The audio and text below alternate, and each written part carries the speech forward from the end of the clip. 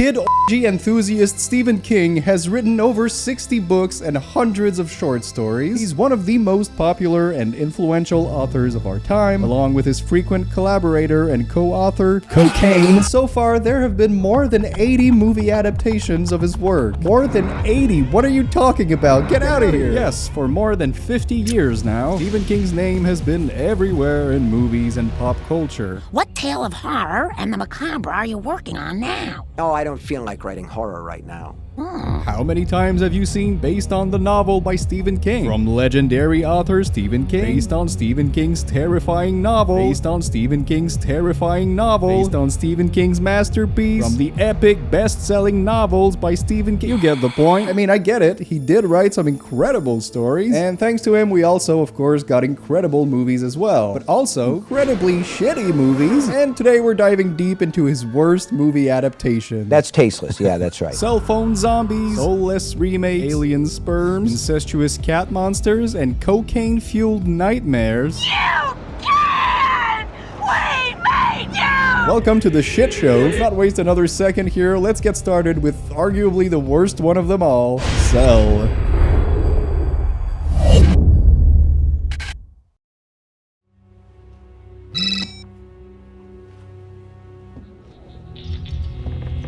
Yeah, we're kicking things off with Cell, shot in early 2014, but released in 2016 on VOD, which can only be a good sign. The screenplay was co-written by Stephen King, which can also only be a good sign, and you know you're in for a quality movie when it's produced by the genre company, famous for producing nothing else. Now, Cell, the 2006 novel, it's not great, but it's far from being terrible. It's an okay book with a decent premise, and then they made a movie about it. Everything's wrong right from the opening. Movie begins at an airport where, long story short, people using their cell phones turn into violent, mindless zombies, or phoners as they call them, as shown in these various shots that are definitely very scary and not embarrassing at all.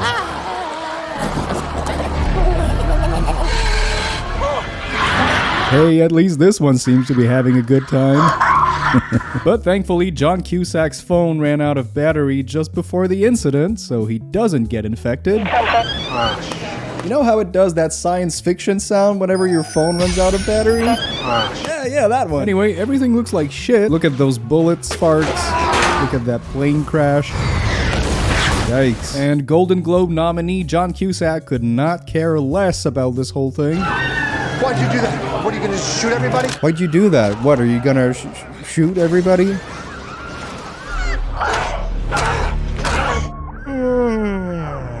He doesn't look scared. In fact, he looks bored out of his mind, just like me watching this movie.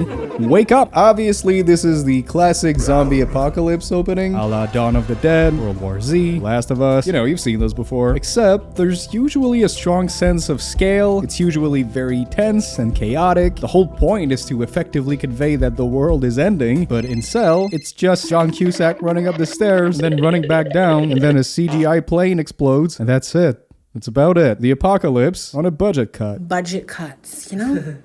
Save. Unfortunately for everyone, that was just the beginning. Trust me, it only gets worse from here. So, I think it's a bit of a roller coaster ride. I think they'll enjoy it. So let's meet our characters, Clay, Tom, and Alice.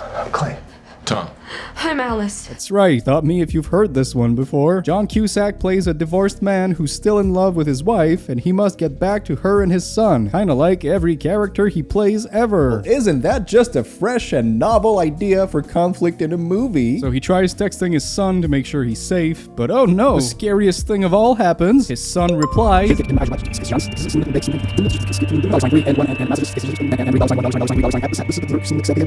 oh my god! Otherwise, we have Samuel L. Jackson playing Samuel L. Jackson like in every movie he's in ever. God damn. And lastly, we have Scared Teenager playing Scared Teenager. That's about as much depth as we'll ever get out of these guys. The depth of a sheet of paper with no character development, no chemistry, nothing. In fact, we get more backstory in the behind-the-scenes featurette than in the movie. He's a survivor, Vietnam vet who had some PTSD. Thought he was over it. What? Where was that in the movie? You have PTSD? Alright, looks like we're all set up. Now let's just go through the motions. Hey, you know what? That should have been the title of the movie, because that's all this movie has to offer. And to prove my point, let's take a look at the list. We got chaotic zombie apocalypse opening showing the downfall of humanity. Group of survivors team up. I have to find my wife and kid. We need guns. Let's gear up. Oh no, people died tragically in this house. Hey, look, there's a survivor. Oh, no, he's one of those things. The gunshot alerted the zombies. Cue the big chase scene. Whoops. Forced awkward character development via lazy exposition dumps. And I lost my emotional stability in the great divorce of '09. I had some bullshit job that I hated and doing graphic design for some stupid company. Dream sequence, you all know how much I love those. Characters find a safe haven run by a group of survivors. Do the exposition lore dump about the phoners. They appear to be eusocial, like a colony of bees or ants. They may be the next stage in human evolution. Oh, jump scare! Things go horribly wrong and everybody dies. My wife is a zombie and I must reluctantly shoot her. All of it. Recycled junk. Formulaic zombie apocalypse tropes we've seen a million times before. They are lazily, painfully going through the motions beat by beat like a checklist, but with no scares, no surprises or uniqueness, no style, no reason to care about anything that's happening. Hi, Dad. I must find my wife is not enough. You need conflict, you need chemistry and character growth, and other basic shit you learn in your screenwriting class. Well, I'm certainly not going to try to write that. That would be much too difficult, and I don't have the time anyway. And it doesn't help that the zombies are a pathetic excuse for antagonists.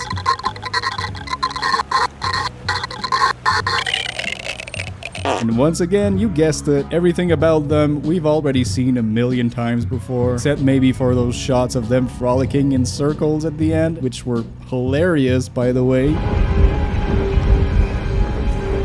Mind you, I think this is supposed to be a scary scene. The only things they aren't blatantly stealing from other zombie movies are half-baked ideas, like the red-hooded alpha zombie controlling the hive. He's a menacing, omnipresent threat, and he was explored in much more depth in the book. He's kind of this looming symbol of death, and he adds some psychological horror to the story. But in the movie, though, he briefly shows up getting his dick sucked in a dream. I wish I was kidding. John Cusack then says he actually drew this guy for a graphic novel way before this whole thing happened. A graphic novel. So everybody goes, huh, that's weird. It's almost like you had a premonition or something. And that is never addressed ever again. Hey, if you're gonna change things from the book, maybe do something interesting with it. I don't think so. Anyway, in the end, Clay found his son. He kills all the zombies, blows them up, and it just looks great. Except, nope, it was another dream. Actually, John Cusack got infected, and he's one of the zombies now. So, we end on this fucking pathetic shot of him running mindlessly, and that's it. The end. So that was bad. The script is not very good, obviously, but I'd like to quickly talk about the technical stuff as well. First off, the sound design is garbage, and the soundtrack sounds like stock music taken directly from artlist.io. Go to artlist.io. Look at this scene here.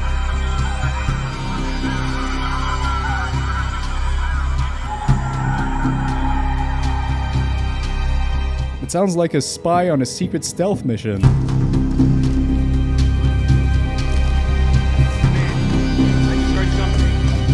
Shouldn't it look and sound a little scary? Just ever so slightly? I don't know, just a thought. Shortly after, the zombies are running, and it looks like they forgot to add basic Foley sounds, like grunts and screams and pretty much everything else.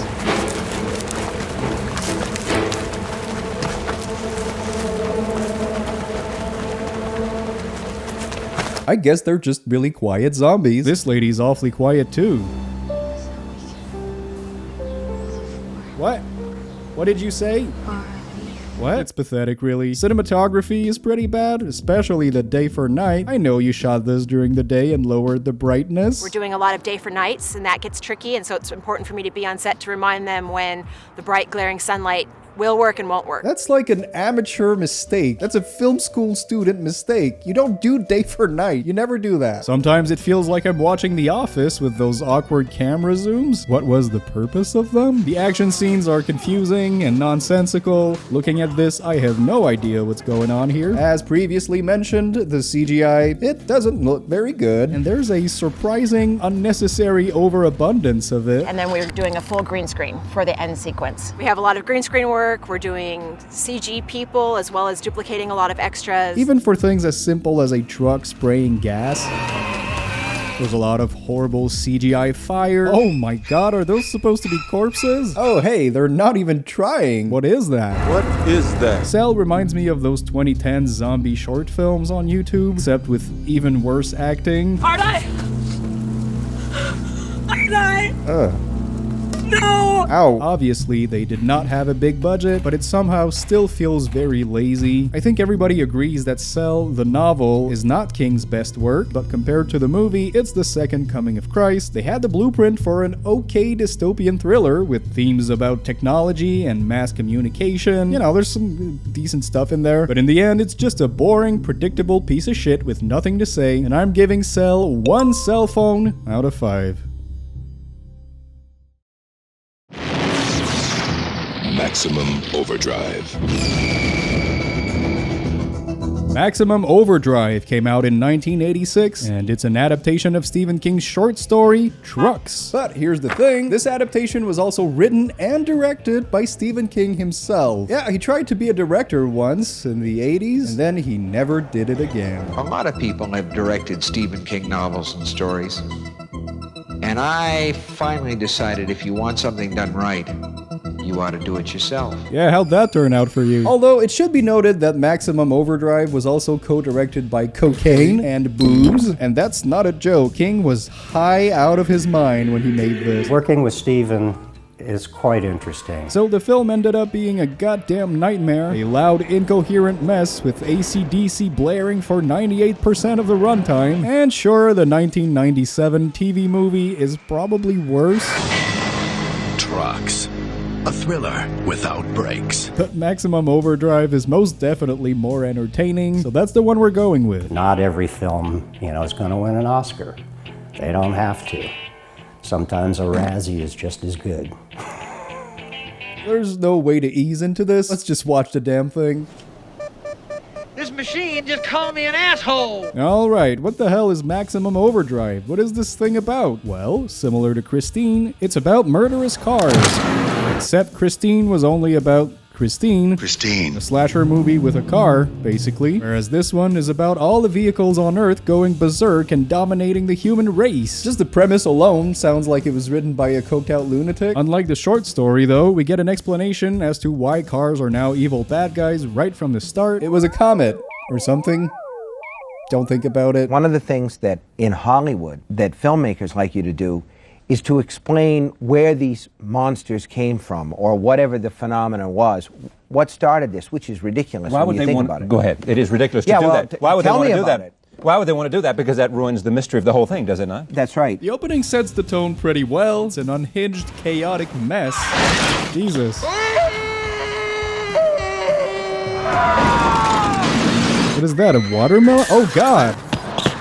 Yeah, it's the beginning of the truck apocalypse. Cars and trucks are going crazy, including this one with this giant Green Goblin face on it. Spider-Man, I am the Green Goblin. Hey everyone. He's kind of the final boss. He's like the alpha truck, the Giga Chad of trucks, if you will. But apparently it's not just the cars. There's this electric knife going crazy. This arcade machine is electrocuting people. Vending machines are now killing machines. Ow! Ouch! A bunch of kids get killed in this movie. God damn. Yeah, everybody's dying everywhere. Jeez. I hope this guy makes it at least. Oh, by the way, we're 30 minutes in, and there's still no plot in sight. No story whatsoever. So far, this is just Stephen King filming people getting killed by trucks and cars and electronic devices. What a shit show. I love it. Why did I do that? What's it about? At this point, our group of main characters, if you want to call them that, are trapped inside this diner, surrounded by the evil trucks. But hey, at least people seem to be taking this pretty well. You can! We made you! We made you! Okay, what about this guy? What's he up to? Jesus Christ, what is happening? What is going on? I don't know! Oh wait, I know. Talk to me, Joey. Back to the story. Wait, there is none. Well, here's the plan. Somehow, this little diner has a hidden bunker with a literal armory. Hundreds of guns, grenades, flamethrowers, you name it. It's the American way. Oh, I know. It sure is. The whole goddamn world's going tits up. Well, looks like the vehicles are American too, because they sure love their big f***ing guns.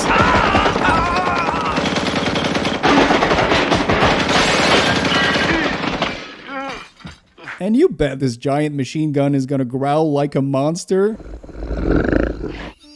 Almost 90 minutes in, still no plot. I love it. And hey, guess if the trucks are gonna start communicating in Morse code? Yes, they are. Now what is it doing? It's Morse. At this point, the only thing that could make this even better would be to, I don't know, throw in the 20th AC/DC needle drop? Oh, look at that.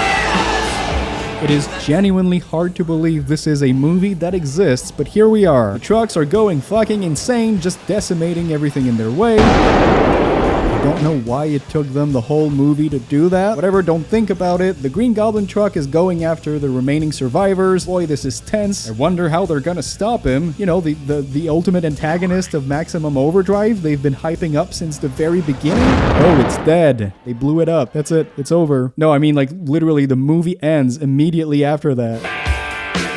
Wait a minute. Did Stephen King forget to write an ending to his own movie? Yes! Why did I do that? Ooh boy, what a movie.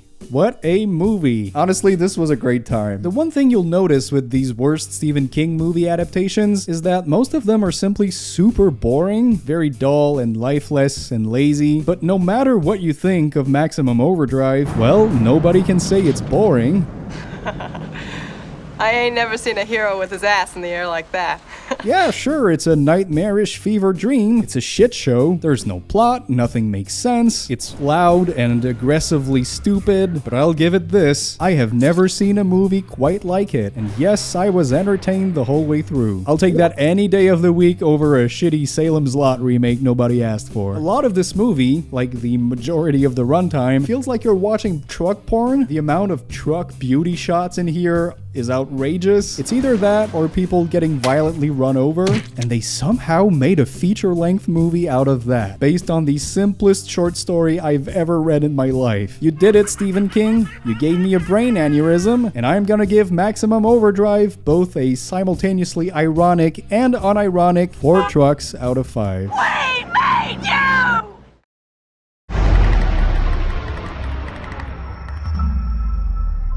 Next up, the movie everybody forgot existed. It's the Carrie remake. Honestly, I could have put pretty much any remake on this list because they essentially all have the same problem. They're all completely unnecessary, lazy cash grabs. Who could have predicted that? Cat's out of the bag. Your pet cemeteries and Salem's Lots nobody asked for. But for the sake of time and sanity, in this video we'll focus on Carrie and Firestarter because they're the worst ones in my opinion. Unless you want to count Children of the Corn 2020, one of the worst things I've ever seen in my life.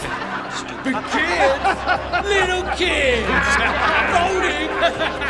But I've already talked about that one more than enough. Not watching it again or ever. No thanks. Yes, obviously a Carrie remake where they just do the same thing over again is something nobody really wanted. But the most frustrating thing about this movie for me isn't even the movie itself. It's the interviews and the behind the scenes promos where everybody keeps saying, no, this isn't a remake. A remake, a redo. A retelling. And at first I wasn't sure, why you might or might not, remake this movie. Not because De Palma isn't brilliant, not because he's not great, but there was just a chance to do it differently. No, it's more of a faithful adaptation of the book. Our biggest source material and only source material was the book. Obviously, Brian De Palma's Carrie is a classic. It can't be improved upon. But what we're doing is, it's something completely different. We're adapting the book. We're not retelling a De Palma film. Kim Pierce was so excited and enthralled by the Stephen King novel that we decided to retell it. I really used the book. I wanted to retell Stephen's Carrie. Carrie also really worked well. And then you watch the movie, and it's pretty much a shot-for-shot remake of the 1976 movie. Except they made everything worse. How, you might ask? Well, let's watch the movie and find out. I would have to say I believe in telekinesis. Wait, what?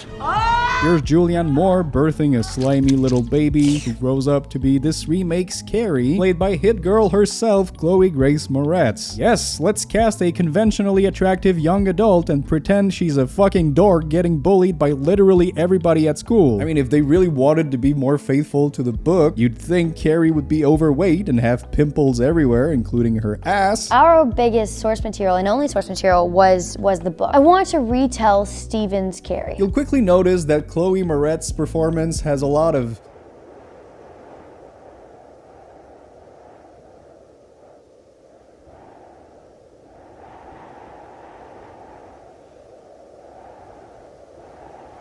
It feels phony. In fact, this whole movie feels phony. Just immensely superficial and inauthentic.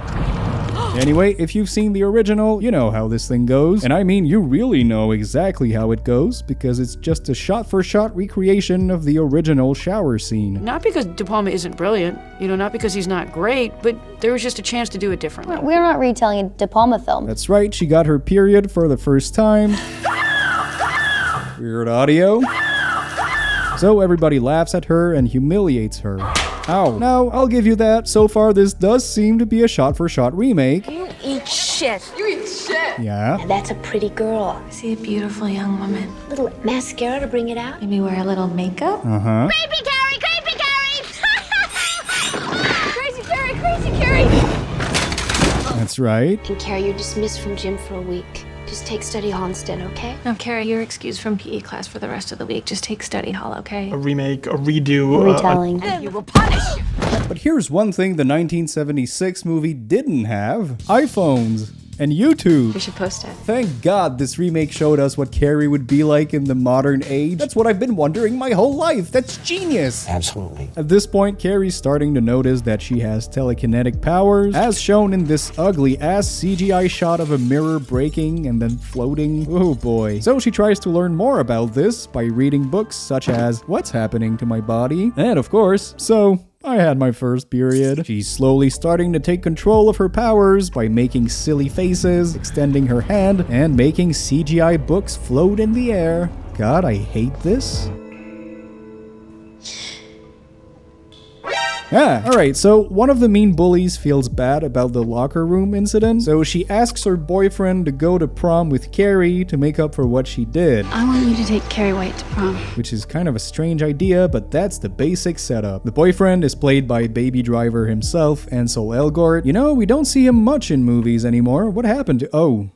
Whoops. Girls change their mind all the time. I'm not leaving until you say yes. Well, Carrie says yes. Yes, I'll go. But her crazy religious mom tries to stop her from going, so into the closet she goes. Whee! Okay, time to go to prom. I'm sure you know where this is going. Carrie is the prom queen. She's finally happy. But unbeknownst to her, the main bad bitch of the movie had planned to drop a bucket of pig blood on her head to humiliate her. You know what? Actually, let's show it 3 times for some reason. There it is again. Ah, yes. Well, that's horribly mean, but at least Carrie seems to be taking it pretty well.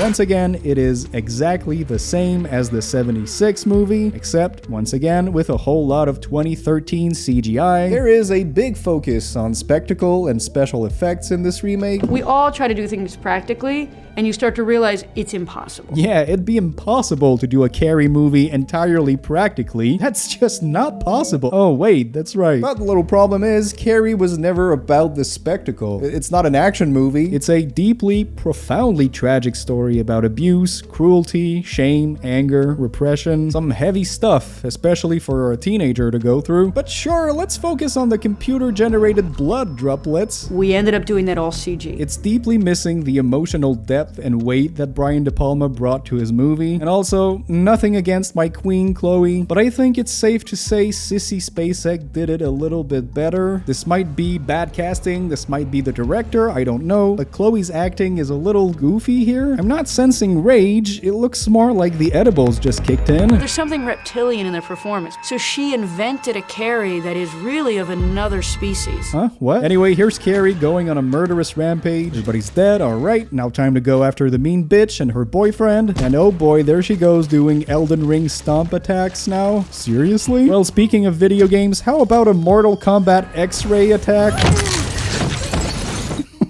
What else you got? This fucking sucks. Oh boy, let's get this over with. Carrie goes back home. Her Jesus freak mom attacks her, so Carrie kills her. Quite literally the exact same way as she did in the 1976 movie. And by the way, in the book, she simply gave her a heart attack. Yeah, but remember, this is an adaptation of the book. It's not a remake. We're not retelling a De Palma film. Well, I mean, I really used the book. Well, anyway, the house collapses and Carrie dies, except, did she? Oh my god, how embarrassing. But wait, it gets even worse. Turns out, in the alternate ending, Carrie's hand comes out of a girl's vagina while she's giving birth. You can't make this shit up. And also, whatever ending you choose, they're both somehow copying Brian De Palma's film. The flower on Carrie's tombstone, or the final jump scare with the hand reaching out. We're not retelling a De Palma film. You're lying! Well, that was Carrie, 2013. I mean, in the end, this remake is not a horrible movie. It's just very unimaginative, predictable, forgettable, unnecessary. There's no personality to it, no style, no substance, no novelty. It's dull, it's cringe, it's bland, it's lazy, it's obvious. But otherwise, you know, it's fine. I'm gonna give Carrie 2013 something like, I don't know, 2 tampons out of 5. Seriously, there's no reason for this to exist. Graveyard Shift. Our next movie is Graveyard Shift, released in 1990 and based on Stephen King's 13-page-long short story. Yeah, they made a feature-length movie out of that. God, this is bad. Graveyard Shift was a hard picture, very hard picture to do. You know what? Right off the bat, I like the poster. I think it's fun. Reminds me of Creepshow a little bit. But don't be fooled. This is a rat horror movie. They were adorable little rats. And also there's a giant bat monster at the end. The concept behind it was a bat rat. This is established in the very opening scene, where this sweaty f***ing psycho is working a late night shift, and he just, you know, he starts murdering rats, these adorable little rodents. He throws them in this machine that just annihilates them. Well, looks like a giant bat monster is not happy about that.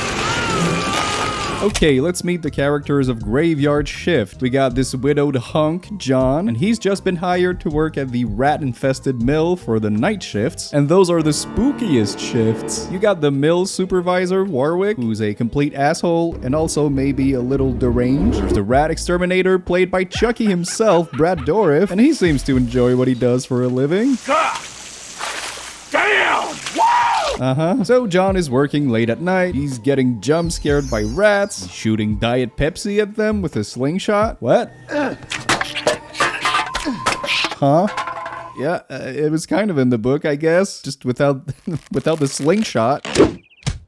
And as we're hitting the half-hour mark, I think it's about time we get a cheesy little death scene.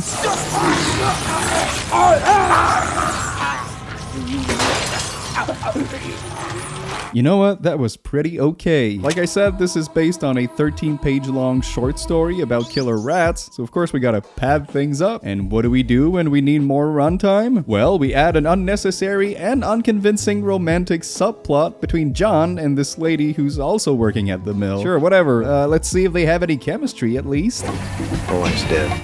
Oh, I guess that'll do it. There is a lot of obvious padding in this movie. People walking around, eating at the diner, working late, eating at the diner, walking around, talking, working late. You'll never believe this, but it turns out Graveyard Shift works better as a short story written by Stephen King than a low-budget feature-length movie. Who would have thought? It's mill workers getting attacked by rats, goddammit. It's not that deep. They were adorable little rats. Anyway, speaking of being attacked by rats... Oh, that's right, Brad Dourif is in this movie. What are you, fucking nuts? Playing the Exterminator, a character they entirely made up just for this movie. Well, I'm assuming he's gonna have something to do, because otherwise why would he even be in the... Oh, he's dead. Boy, I'm sure glad they put Brad Dourif in this movie. Brought a lot to the story. Come on, we gotta get this to feature length somehow. Alright, John and his fellow colleagues are assigned to clean the basement at night. Which finally brings us to what the short story is actually about. Rats. The rest of this is a pretty faithful adaptation. The bat monster is gobbling people up. This guy's dead. This guy's dead. Oh my god, this guy's dead. John's love interest gets stabbed to death by Warwick. Remember him? The asshole boss? Why? What happened? Why did he do that? I don't know, man. I think he's just a full-on murderous psychopath now. Well, I'm glad they added that romantic subplot to the movie. It brought a lot to the story. Well, it doesn't matter. Their crazy boss immediately gets eaten by the bat. The concept behind it was a bat rat. And at the very end, John defeats the giant monster by turning on the cotton picker machine by slingshotting a Diet Pepsi can on it. You heard that right.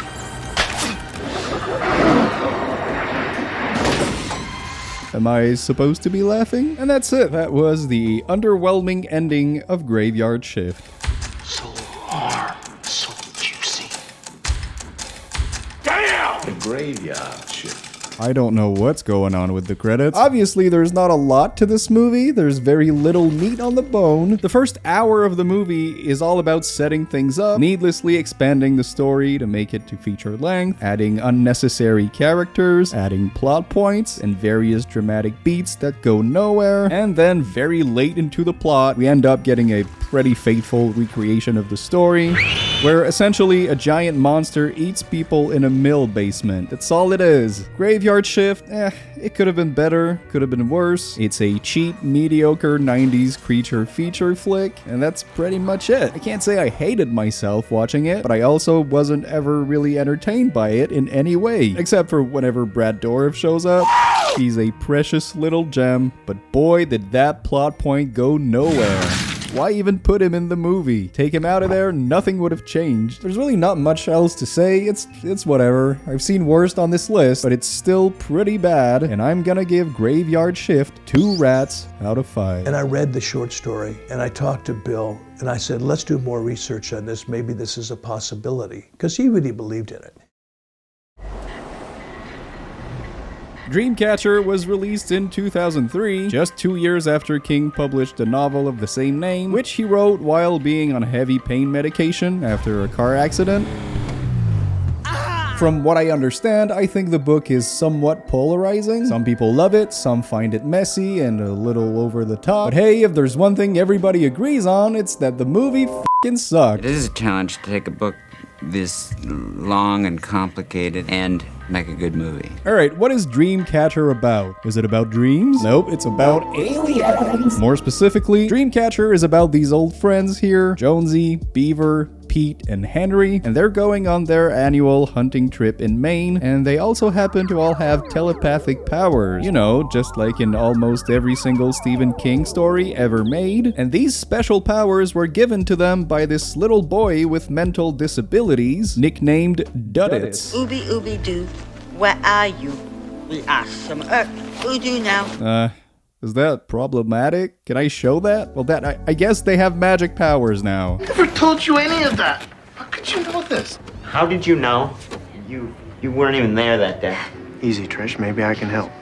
Did I tell you my name? Yeah, they're not being very subtle about it. Right from the start, you'll quickly notice how much of a mess this movie is. To be fair, Dreamcatcher is one of the most faithful Stephen King adaptations. I'd say they follow the book pretty damn closely, but that's kind of a problem. The thing is, sometimes movie adaptations need to change things up in order for it to work. Movies are always a reduction of any good novel. The tonal shifts, the pacing, the inner monologues, character development, various plot threads, all of that doesn't translate very well to a 90-minute feature-length film. Oh my god. It's like if you tried to adapt everything from the It book, including the Cosmic Turtle and the Kid orgy. It just would not work very well. So Dreamcatcher, the movie, ends up being all over the place, and it's such a confusing abomination that makes no sense. Hello? They quickly and awkwardly set up the psychic thing. Then Thomas Jane wants to shit himself. Oh, Jonesy got hit by a car.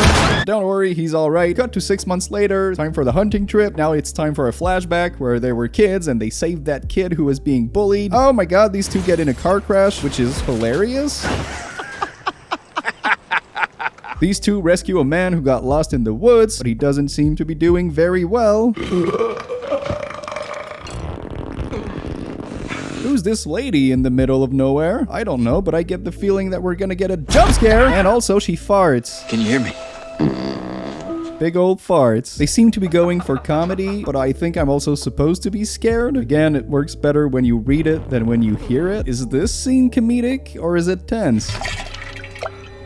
Oh man, I think he's dead. Bullshit he is! He just dropped a clinker, I heard it! Oh, guess what? The military shows up. Here's Morgan Freeman. Hello. And he's capturing alien-infected people and trapping them in a military camp. Apparently, we're now spending a lot of time developing his character and his motives, because yes, he's the human antagonist of this movie, but he's been introduced almost an hour into the film. What? That's not how movies work. Now Beaver has to sit on the toilet lid so that the alien shit this guy took doesn't climb out of the toilet. What am I even watching? What is going on? But the thing climbs out anyway and grabs Beaver by the balls before devouring his face. Well, his lifelong best friend sure seems devastated, judging by the face he's making. That's not all. Then a big goofy alien shows up and he possesses Jonesy, and Jonesy's now talking to himself. Are you speaking to me? Yes, I am, Mr. Jones. Do you see what I mean? There are so many things happening all at once. In the same 5 minutes, we get poop humor, quippy, Marvel-esque lines. There's a military operation, exposition about the creatures, body horror, alien possession. There are so many conflicting tones, so many plot threads that are all competing for attention, and yet all of it feels rushed and underdeveloped. The overall execution and structure are the things that are really dragging this movie down, because the core idea is actually really cool. A body horror sci-fi alien invasion in a wintry setting, kinda like The Thing. That sounds like fun. They just happen to evidently handle it very poorly. So just to summarize things so far, because there's a lot of things happening at once. Aliens are trying to take over the world. Jonesy is possessed.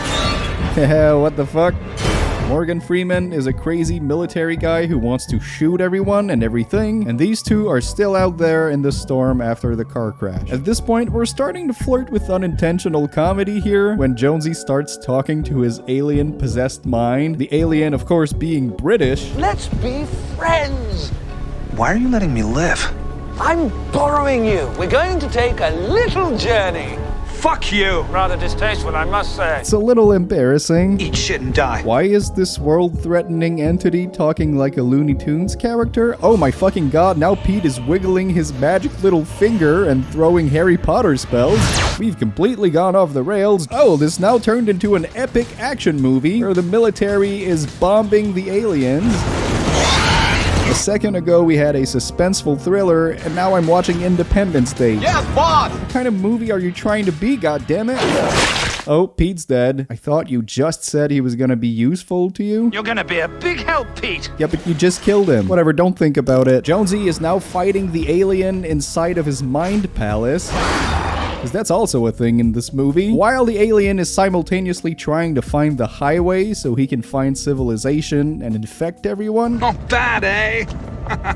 While the military is bombing the alien ship, while Thomas Jane is burning little alien sperm things, it's a confusing nightmare. Mind you, Dreamcatcher was written and directed by the writer of this little movie called The Empire Strikes Back. What happened? Did he get possessed by an alien? Alright, let's just wrap this up before I throw up. Long story short, Henry teams up with Duddits. Remember him? The mentally challenged kid from the flashback. The mentally challenged child. And they go save the world together. Now go save the world.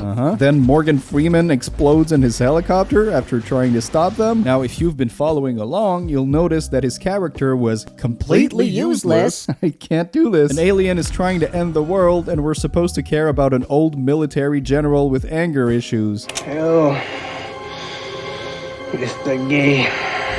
What? It's now time for the final boss. The big bad alien is back, and surprise, that's right, baby, Duddits is also a weird fucking alien thing. So here's a goofy ass slimy alien fight scene, and it looks not great. Oh boy. Anyway, they both die together, the world is saved, and Jonesy is back to being normal now. Jonesy. Well, that was abrupt. That's like putting an ad break at the middle of my sentence.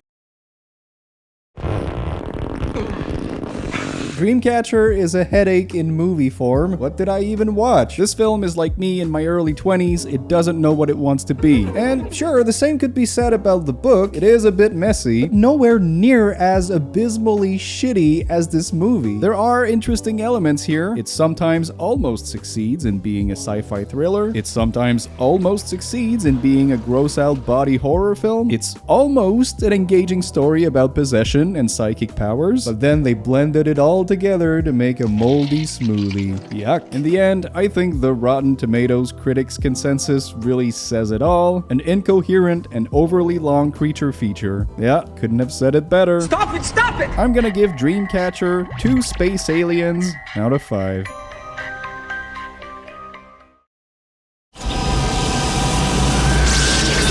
The Lawnmower Man.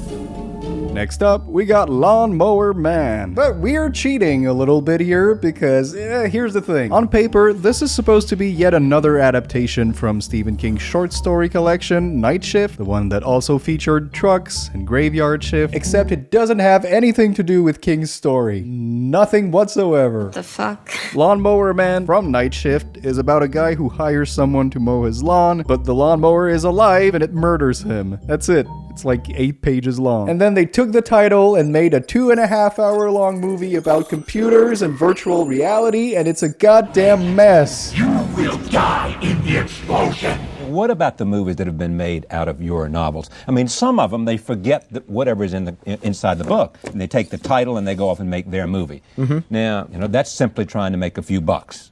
Yeah. Stephen King even sued the producers for stealing his title without actually adapting the story. Objection! So he wanted his name removed from the credits to avoid being involved in any way with this nightmare of a movie. So yes, we're kind of cheating a little bit here. No, this isn't really a bad Stephen King adaptation. But hey, before he won the lawsuit, the movie's official title was Stephen King's Lawnmower Man. Plus, it's very weird and kind of fun. So screw it, we're gonna watch it anyway.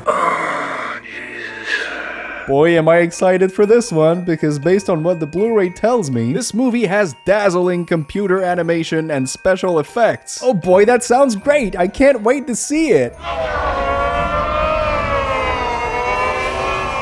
Dazzling computer animation and special effects. Alright, let's watch this, and then we'll be back with actual Stephen King adaptations. Yeah. Lawnmower Man. Let's do this. So this one is about Dr. Lawrence Angelo, played by Pierce Brosnan. What an absolute hunk of a man. Lowest point in my career. Yeah, I mean, you are starring in Lawnmower Man. Jesus. So Dr. Lawrence is experimenting with virtual reality, VR, as the kids call it.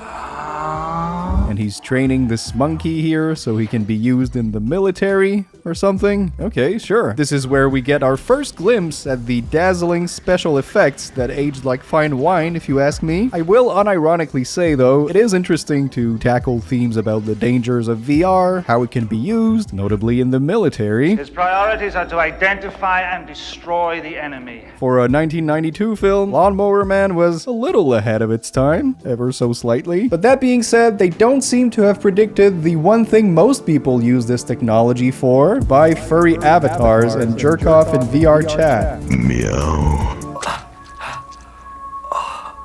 Long story short, the monkey gets shot 100,000 times, which is absolutely horrendously sad. He was so cute. Look at this little guy. So Dr. Lawrence needs a new test subject, and who better to fit the role than the Lawnmower Man? This guy here, who is, well, I guess you could say he's a little simple-minded. In many ways, he still has the mind of a child. Come on, Joe. Yeah, remember when I said this movie was ahead of its time? Well, also, it wasn't. This retarded man. Oh, it's all fun and games at first, literally, as the Lawnmower Man is playing his VR games. Meanwhile, Pierce Brosnan is doing his research. But then the sci-fi thriller plot kicks in. Turns out the VR is making the... This retarded man. Smarter. I was born dumb. You would like to be smarter, wouldn't you? Uh-oh. And just like that, the plot officially kicks in, 45 minutes in. I'm not sure how the process works, but thanks to this epilepsy-inducing sequence, Jesus Christ, Lawnmower Man is now not only way more intelligent, but also super fucking hot, and a little cherry on top, he's got psychic abilities now. All of this because of a virtual reality headset. How does that work? I've totally reconfigured both the nootropic and the cyber learning programs without aggression factors. Yeah, of course, that only makes sense. Oh, of course, yeah. I should have known. We get more CG nonsense. They got Tron suits, apparently. Now they're playing with rotating balls. As you can see, Lawnmower Man's getting smarter and hotter by the minute, and it's around this time that I'm starting to regret watching the director's cut of this film, because man, does it drag on for too long. VR turns idiot into God. Hey, we get it. Ugh. Ah, yuck. We all know where this is going. Yeah, the Lawnmower Man is slowly turning into an uncontrollable, power-hungry villain. He goes on a murderous rampage to get revenge on everyone that wronged him and treated him like shit, including this child molester priest who used to beat him. There you go, let's set him on fire with the brain power abilities. Good, great. He can do that. Don't even think about it. Dazzling computer animation and special effects. After that, he kills this mean bully by doing something with his mind. Lawnmower Man's in your head now, Jake. What does that mean? Whatever, this abusive father is next, and he actually gets killed by a lawnmower. Hey, that's kind of similar to the short story, except not at all. Okay, Lawnmower Man is now a giant floating head, and he's disintegrating these agents by turning them into floating balls. This is getting weird and crazy, and I'm kind of slightly enjoying it. But at this point, he's too power hungry. He wants to control and rule over the whole world, so he decides to turn into a fully digital being, and it looks, well, it looks like this.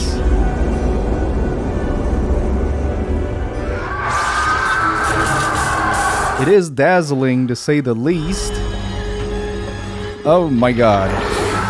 Oh my god. Well, there's a big explosion, and we think the Lawnmower Man is dead, but uh-oh, he found a way out in the digital world, whatever that means, and basically he's now in control of everything, and it's the end of the world. Cool. Well, that was Lawnmower Man. What a strange and fascinating little movie. You know, in many ways, this still does feel like a Stephen King story. You got your sympathetic character who turns bad due to years of abuse. You got telekinesis powers, which are like in 98% of his books. You got those oddball King-esque characters, like the Jesus-obsessed priest, or the drunken redneck. There's the tragic sense of doom, the self-destruction, the apocalyptic ending, all of which he's a pretty big fan of. But as for the movie itself, there was an attempt to do something here. It is, dare I say, slightly ambitious. There are themes, basic character arcs. It explores the dangers of playing God. You're a freak! You know, it's almost an okay movie. I'm sorry you hate what you have created. But at the same time, it's nothing we haven't seen before. They once again hit every single cliche from that genre. It borrows a lot from other movies, rehashing a lot of familiar tropes, with not much to add other than, of course, the dazzling special effects. Jurassic Park came out a year after this movie, by the way.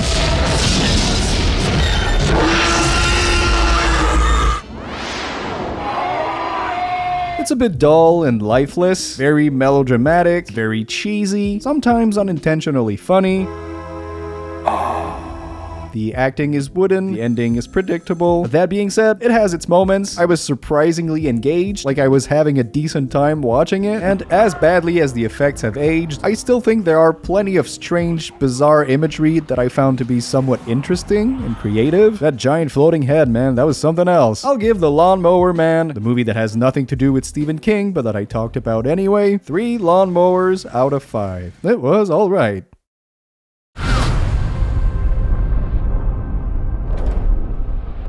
Firestarter was released in 2022, and it's based on King's 1980 novel, but honestly, it's more so a direct remake of the 1984 movie, the one with Drew Barrymore, star of Never Been Kissed. This one was written by Scott Teems, writer of Halloween Kills and The Exorcist Believer, so,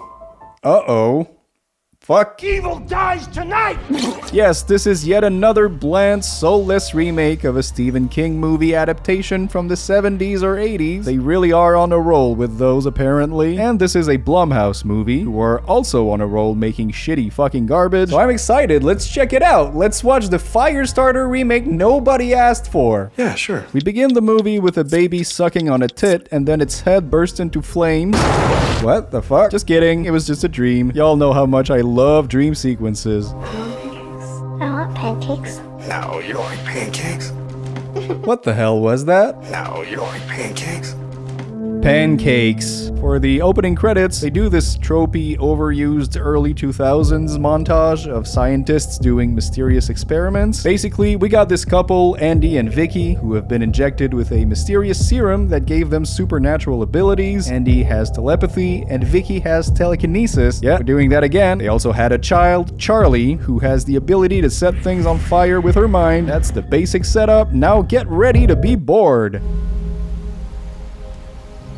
And that's one thing I think everybody agrees on with this movie. It's dull. It's just dull. It's boring and cliche and never scary. Forget about horror. Forget about mild thriller even. It's a bland drama with a few action scenes and a story you've seen at least 1,000,000 times before. The whole film reminded me of Stranger Things Season 1 a lot. Stranger Things was filled with tropes and it felt derivative in many ways, but goddammit was it fun and well written. Well, the first season that is. Firestarter has the same fun stuff. Kid with superpowers, evil government chasing her, you got the synth soundtrack, the touching father-daughter relationship, you got the epic CG heavy action scenes, but unfortunately it lacks all of the excitement, emotional depth, memorable characters, suspenseful horror, you know, basically everything that made the first season so good. The government agency chases superpowered kid trope is so dated now. It was fine in the 80s, but we've seen it way too many times before and they didn't do anything interesting with it in this remake. As for the story, like I said, Firestarter is extremely repetitive and predictable. There is a lot of Charlie's angry and being a bad kid at school. Parents are afraid she'll get taken from them. They argue about what to do with her powers. Charlie's figuring out her powers. Charlie is unable to control her powers. Charlie is powerful and dangerous. Evil government agency is coming after them, so they have to run away. Oh no, they found us. They run away. Oh no, they found us. Now let's just repeat that for 90 minutes. It's the same thing over and over again, and none of it feels particularly exciting. Anyway, a bad guy with superpowers kills the mom, and then he tries to kidnap Charlie, but she fireballs his fucking ass.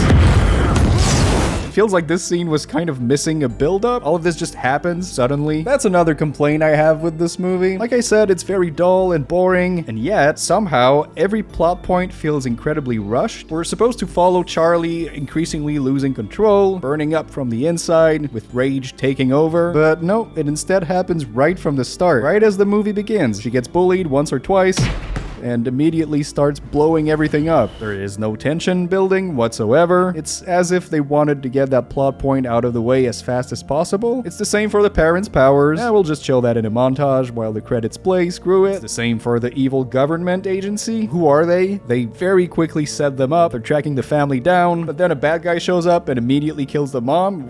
Where did that come from? Okay, well that's bad, but I know literally nothing about her other than she could move things around with her mind, and also she argued a lot with her boyfriend. Her death is supposed to be gut-wrenching. I know this is a way to raise the stakes, and I'd like to feel bad for these guys, but I don't even know who she is. Are they even sad? Because all I saw was Zac Efron yelling at her, and Charlie setting her on fucking fire.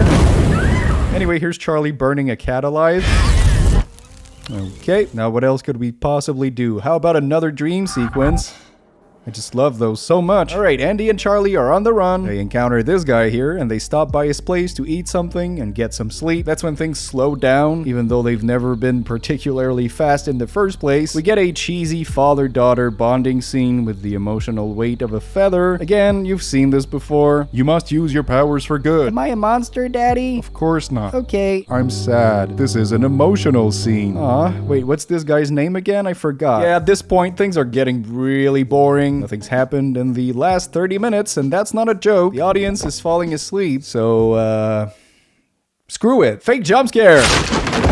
There was a loud noise, and therefore, this movie is scary. Once again, you know exactly how this is gonna go. The old man figures out Andy and Charlie are fugitives. They get in a fight. You guessed it, the bad guys show up, so they're on the run again. How many times have you seen this exact same plot point in a movie? 1,500? Or is it more? This is reminding me of Cell, because once again, we're just going through the motions. In Cell, they had all the zombie apocalypse tropes, and in Firestarter, they have all the fugitives on the run being chased by a secret evil government agency tropes. And I get that some of those plot points come directly from the book, and it is a good book, a good 1980 book, but this is 2022. Just do something interesting with it. Put some effort, make us care, write better dialogue, make it exciting, at least shoot it well. Shut the hell up, we're not doing that. Alright, the bad guy shows up, Zac Efron gets defeated and arrested. But hey, here's a little question I have. So, before he got captured, Andy used his power to trick the bad guy and make him lose sight of Charlie. Good job, but just barely a few scenes ago, we saw that he could force someone to shoot people or even make them literally forget how to breathe.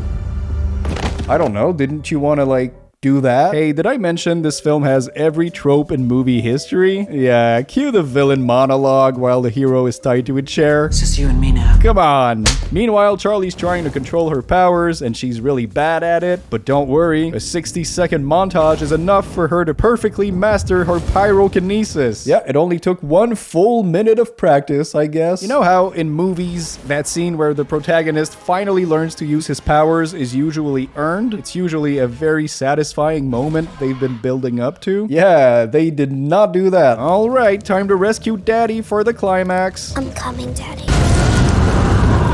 Oh, God. Never mind, he's dead. This is when the film turns into a Marvel movie? There's a new Marvel out that's supposed to be nuts. We should go see that. Yikes. Epic slow-mo shots, even one-liners. Liar, liar. Pants on fire. It's the most tiring, formulaic action scene you can possibly think of, with no emotional depth whatsoever. You don't feel Charlie's rage, or sadness, or pain. In fact, you feel nothing at all. But hey, you know what? At least something's happening for the first time in 80 minutes, so that's nice. Basically, at this point, Charlie's an invincible goddess, killing people left and right. But at the risk of repeating myself, this doesn't feel earned at all. She hasn't struggled once in the movie, except for being slightly bullied, just a little bit. I've never seen her be truly vulnerable. She's never been hurt or in danger. She's been completely overpowered since the very beginning, and that makes her boring. Okay, well, everybody's dead. That's it. The end. Well, that was lame, which was to be expected from a Blumhouse Firestarter remake, I guess. But it's still a shame because a lot of really talented people were involved in this. Zac Efron is a very good actor, and he's doing his goddamn best, but there is very little to his character. He's a basic template, overprotective dad who wants what's best for daughter, and that's as deep as they go here. Yeah, Zac Efron is too good for this. You shouldn't see me like this. Otherwise, the director also has a lot of talent. He directed a pretty good episode of Cabinet of Curiosities. Plus, he's the writer of The First Omen, which I thought was great. So I don't know what happened. I would have expected more from him. And speaking of too talented for this shit, hey, guess who made the music? John Carpenter? Really? But unfortunately, for a John Carpenter score, it sounds surprisingly generic. Yeah, what else did he do around the same time? Oh, that's right. Fuck yeah! Most of it sounds like a couple of Halloween drafts that never made it into the movies. You can tell he didn't put his heart and soul into this. Hey, don't get me wrong, I'll take a John Carpenter soundtrack any day of the week. But once again, whether it's the director, or the actors, or the composer, it all does feel like wasted talent for such a mediocre, dull product. It's a shame. In the end, Firestarter was a drag to get through. I guess objectively, it's one of the more competent movies on the list. You know, it's not abhorrently awful, it's just very uninspired, lame, predictable, lazy. Basically everything I said about the Carrie remake. Yet another soulless remake of an 80s movie that is pretty much identical to the original, except they do everything worse. A Blumhouse movie that turned out to be a soulless cash grab? Who would have thought? I'm gonna give it 2 fireballs out of 5.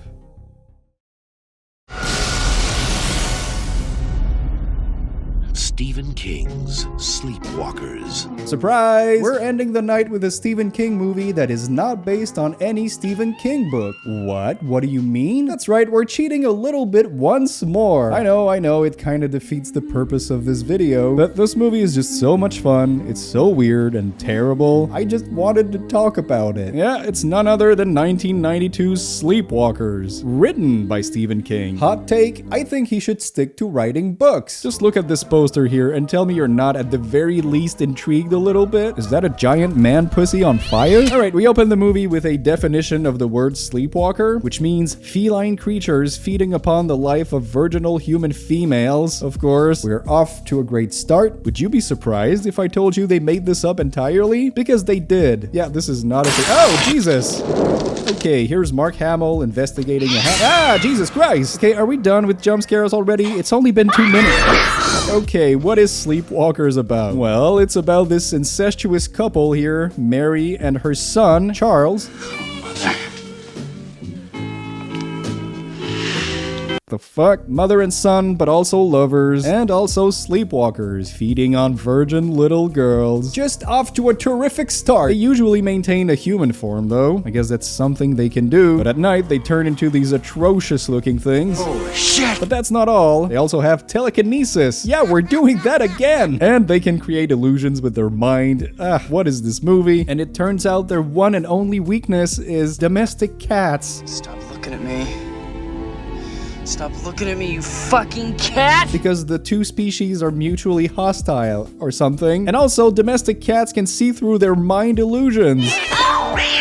Weird stuff. This movie's fucking weird. Not only is Charles an incest cat monster, but also a high school student, and he develops a blossoming romance with this lady, Tanya. Well, if you want to come. Speaking of cum, shortly after, this pedophile teacher shows up and tries to molest Charles. Yeah, that's a Stephen King plot point if I've ever seen one. Quick, Charles, turn into a big cat monster.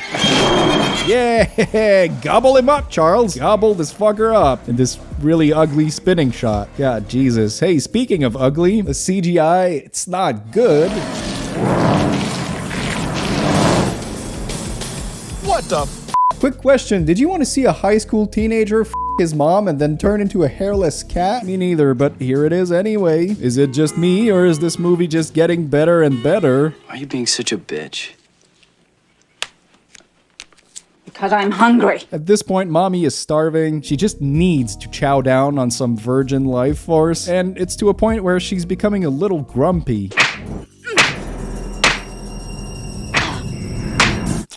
Yeah, so the plan is to drain Tanya's life force at a picnic, which sounds easy enough. Ow! Ouch! God damn, I don't see how it could get worse than this. All of a sudden, the movie turns into pure schlock. Charles is now making one-liners and having the time of his life. Cop kebab! No! This is now apparently a cheap canon movie. He seems to be taking the upper hand, but oh no, it's his biggest weakness, an adorable little domestic cat. That f***ed him up big time. Okay, back to a serious tone. Yeah, Charles is afraid to die, and his mom is afraid to lose him. It's actually super sad and tragic. My boy is not going to die. Mind you, we just had this scene a second ago. Cop kebab! Much like Maximum Overdrive, the tone is a little inconsistent, but that's just one of the many things that make Sleepwalkers such a special experience. It's simultaneously the best and worst movie I've ever seen. Things are getting ridiculous now. Mary shows up at Tanya's parents' place, and she just starts beating the shit out of him.